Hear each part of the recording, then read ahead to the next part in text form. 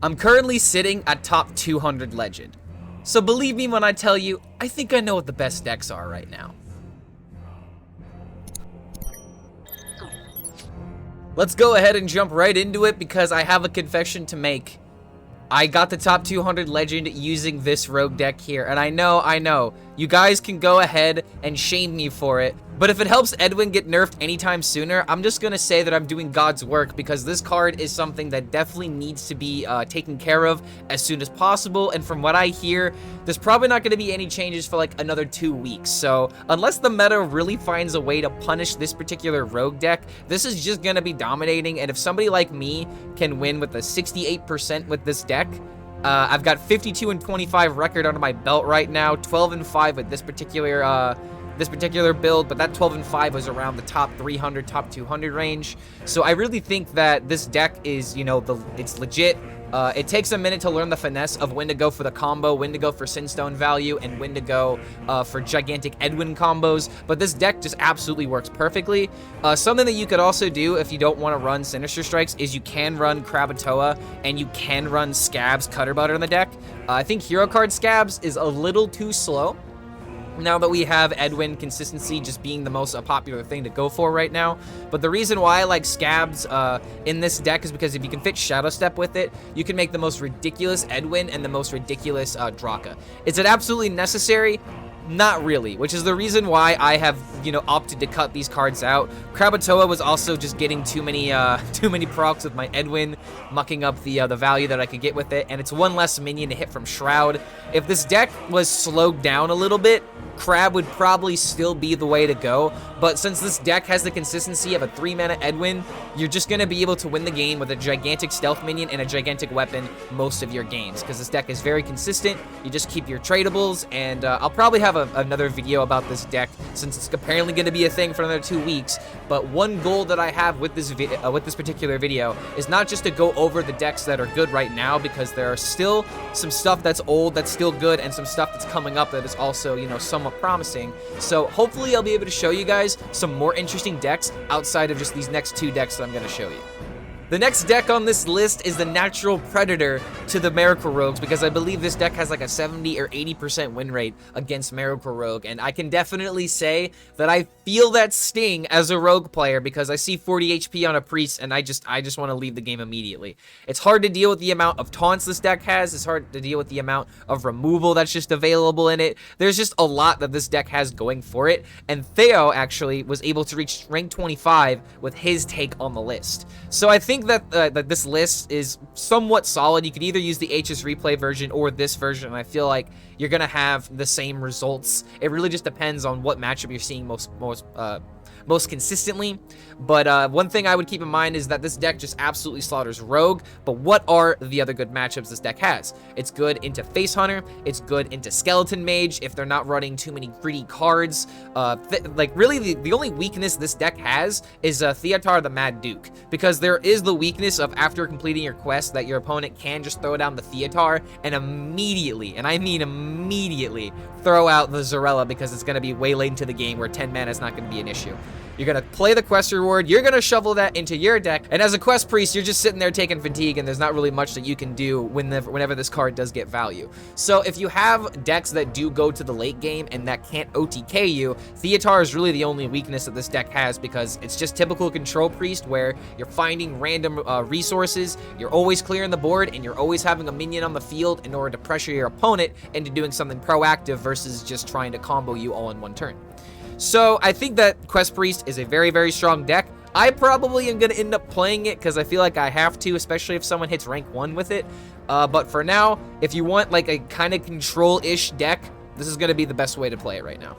Next up is the typical ramp Sire Denathrius Druid, which I don't think has gone through many changes, but there's a reason why I'm highlighting this list for a quick second before I show you something else. I think we found a potential to play an aggressive deck with 40 cards in it. And this is the list from Nalguidan that I ended up losing to on ladder, and I think I went up against this deck 1 or 2 more times. I'm gonna go ahead and be frank with you guys. I have not seen too much action from this deck, so I would not recommend crafting it if this is something that might be out of your dust range. But I, as a rogue, ended up like kind of going toe-to-toe with this deck for a minute because I thought it was just a typical aggro deck. As soon as I saw the squirrel come down and he had 40 HP, I was completely confused on why you would run this style of deck. And to be honest, I really don't know the real answer to this yet. I'm probably going to play this deck to really make sure. But this was such a cool deck that I feel like I had to highlight it because it also runs Cross Squirt's Watch Post. Nalguidan is doing something really, really weird here. And now that I see that this is being cut off at the bottom, bam. We've got Copier at the bottom, which is like the main way that you can win as an aggro deck, honestly. Because if you have this coming down on turn 7, the rest of the deck is nothing but nature spells. And if you notice, this deck is nothing but low curve cards. It's tempo, and it has ways of being able to buff itself. But it's a legitimate aggro deck that plays with 40 HP. Why do we have 40 HP? I think it's to beat Rogue. I think it's to try and make sure that Rogue can't just kill you from 30. I really think that's the main reason why we're running Prince Renathal in here. Because the one thing that a lot of people don't like about Prince Renathal is the inconsistency of your card draw. Maybe that can be alleviated by, you know, composting combos, since you have plenty of ways of being able to storm the board. And I even saw somebody literally turn 1 play Living Roots into composting, into another 1-drop into a second composting. And for the rest of the game, they had card draw. So, I don't know. Maybe Drew is the way to go here. I'm kind of rambling at this point because this deck really surprised me. And I would be really shocked if this deck evolved into something. But Beast Druid itself is starting to appear now on the ladder, mainly to kill rogues. Your deck kind of has to beat Rogue right now in order to be meta relevant. So it's just really an interesting take on not only Ramp Druid being good, but Aggro Druid being good as well, fitting in Renathal of all things. Next up is Big Spell Mage, and this deck is making a massive comeback if I have ever seen it. I don't know if it's just because people are starting to think that this is just the way to beat rogues, because if you end up playing Barbaric Sorceress against a rogue, you're probably going to get a 0-mana payoff card like your Dragfire Amulet or your Rune of the Archmage. But the thing that I think that's really interesting about this particular deck is that Habugabu actually brought this to his Grandmasters week. So this is a little bit of a greedier version of Big Spell Mage. You can probably still play like the old version, the old 30-card version of this deck and still do pretty well with it. But we have a lot more tech, and we have apparently Gorlock Ravengers in this deck. Habugabu and Gorlock Ravager just seem to be two peas in a pod, to the point where it actually does kind of make sense with what this deck is trying to do. Since we have Mutanus, we have Murloc Holmes, we have, I think, Amalgam's in here somewhere. Oh, wow, Amalgam's actually not in this deck, but we also have Finley. But I feel like with only 3 Murlocs, you're always going to draw these cards immediately, and sometimes Finley can just be a great way of being able to utilize your useless cards in a meaningful way. And what exactly do I mean by that? With only 5 Murlocs in the deck, 2 of them literally being Gorlock Ravager, as long as you hit 1, you're going to be hopefully getting the rest of them, right? And if you don't, you have the other Gorlock Ravager in order to draw the last one, but that's not really what you want to do with this. Something that you can do when you don't really care about the Murlocs, such as Murloc Holmes in a lot of situations, you can literally just play the Gorlock Ravager with the Finley to just give you a whole bunch of cards, and you're putting the cards you don't care about to the bottom of your deck to really like increase the probability of you getting a premium top deck. So that can sometimes be somewhat useful. Other than that, this deck is pretty much the same that it's always been. Just cheat out the easy high cost spells and rinse them and repeat with Grey Sage Parrot. And just, yeah, I think that the 10 cards added to this deck is not only good for, you know, consistency in other matchups, but, you know, a mage having 50, almost like 60 life, thanks to already starting at 40 and like potential evoker top decks, that's just hard thing to kill. So I'm going to be playing this deck more in order to see how good this is. But Big Spell Mage is making a comeback in Top Legend, where I'm seeing it a little bit more consistently than XL Mage. Than XL Spooky Mage, my apologies. And that is another deck that I did want to highlight, but I'm going to group them together because it's pretty much the XL Mage archetype that I wanted to highlight in this particular segment. But Spooky Mage is still a good deck in order to counter rogues as well. That's the reason why this deck is still meta relevant, especially since it can gain armor. It's even got Vipers to the point where we're running it in this deck. This is Nails' rank 1 list, if I remember correctly, which will probably be the next video I have coming up after Murloc Holmes video that I'm currently working on. But yeah, XL Mage is a very real thing. Apparently, this patch really just helped it out even more so than before, because its bad matchups were taking away, while its good matchups are a lot more common now. So if you're really into Renathal Mage, this is probably the time to start playing it. And before I showcase my number 5 deck, I actually just wanted to give an honorable mention to this deck that happened to high roll me during my Miracle Road climb. And it's even more hilarious now that I'm seeing this deck card for card, because what essentially happened was my opponent played a Trog against me, a Rogue, with the coin, so there was nothing I could do to stop it, and then suddenly they were able to play out the Dunbalar Bridge. This Trog, needlessly to say, soloed the game after that point, and I think that if Paladin is going to have a deck that it could actually utilize, this is probably going to be the way to go. And it's really sad that this seems to be the best sort of Paladin, because it's just, you know, play Dunbar Bridge, hope your board survives, and then somehow have enough damage to win the game. Even after all of that, it's still pretty difficult. And Paladin's just in a really rough spot right now, so if you want somewhat of a challenge, this is probably the way to go. Although I would probably put in 2 Trogs. I don't even know what to cut, so feel free to make your own tech decisions. But I just wanted to showcase that Paladin high rolling me, and maybe give like a little bit of a shout out to Blizzard to maybe do something about Paladin. It's really sad to be a Paladin player right now, and it's actually one of my favorite classes. And if this is the best thing that we've got for the class, let's get Prismatic Lens back, or maybe even the Death Knight. Paladin really just needs something right now.